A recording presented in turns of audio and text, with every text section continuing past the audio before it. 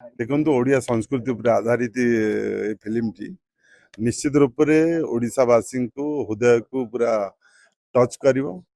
एवं आमे आशा करूछु ओडिशावासी याकू पूरा बहुत माने जोर रे हिट करेबे एवं देखिकी तांगर आमे आशावादी एवं विशेष करी आरआर इवेंट्स एवं सिने प्रोडक्शन रो ये गंडोबर आज म्यूजिक रिलीज रे मु मध्य सौभाग्यशाली जे अतिथि रूप से आसथिबारु कौन कह ओडिया संस्कृति को निश्चित रूप से निश्चित रूप से ओडिया फिल्म इंडस्ट्री को आग को नबाकू जो प्रोड्यूसर्स माने डायरेक्टर माने आगबर होती साधुवाद धन्यवाद देवु एपाई जे ओडिया इंडस्ट्री रे माने किसी कम फिल्म आसुची आहुरी आहुरी भल माने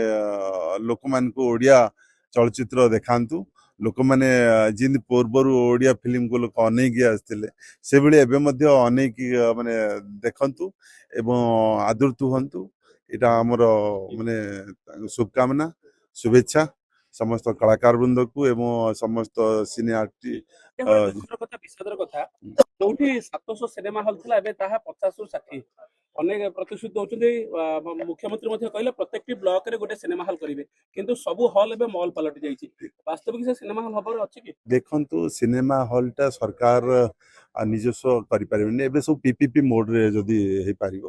कारण सरकार रक्षणाबेक्षण एति सरकार सब जगह जोगे देवे एवं